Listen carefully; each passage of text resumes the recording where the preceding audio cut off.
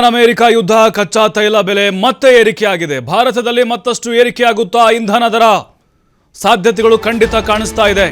Already 2 ಬಾರಿ ಏರಿಕೆಯಾಗಿದೆ. ಈಗ ಪೆಟ್ರೋಲ್ ಡೀಸೆಲ್ದು ಮೊದಲು 3 ರೂಪಾಯಿ ಆಗಿತ್ತು, ಮತ್ತೆ 97 ಪೈಸೆ, ಮತ್ತೆ 87 ಪೈಸೆ ಆಗಿತ್ತು. ಈಗ ಮತ್ತೆ ಹೆಚ್ಚಾಗುವಂಥ ಸಾಧ್ಯತೆಗಳಿದ್ದಾವೆ. ಯಾಕಂದರೆ ಕ್ರೂಡ್ ಆಯಿಲ್ ಬೆಲೆ ಹೆಚ್ಚಾಗಿದೆ. ಕಚ್ಚಾ ತೈಲ $110 ತಲುಪಿದೆ. ಈಗ 1 ಬ್ಯಾರಲ್ ಕಚ್ಚಾ ತೈಲ ಬೆಲೆ ಆಟೋಮೆಟಿಕ್ಲಿ ಆಗುತ್ತೆ, ನೋಡ್ತಾ ಇರಿ. ಆದರೆ ಸ್ವಲ್ಪ ಟೈಮ್ ತೊಗೊಂಡು ಮಾಡ್ತಾರೆ, ಮತ್ತು ಜನರು ಮತ್ತೆ ಪ್ಯಾನಿಕ್ ಆಗ್ತಾರೆ ಅಂಥೇಳಿ. ಯಾಕಂದರೆ ಅದನ್ನೇ ಕಾರಣ ಹೇಳ್ತಿರೋದು. ಕಾರಣವೂ ಕೂಡ ಅದೇ, ಯಾಕೆ ಇಂಧನ ಬೆಲೆ ಏರಿಕೆ ಆಗುತ್ತೆ ಅಂತ ಹೇಳಿದ್ರೆ ಅಲ್ಲಿ ಡಾಲರ್ ಮೌಲ್ಯ ಅದು ಹೆಚ್ಚಾಗ್ತಿರುತ್ತೆ, ನಮ್ಮ ರೂಪಾಯಿ ಮೌಲ್ಯ ಕಡಿಮೆ ಆಗ್ತಿರುತ್ತೆ.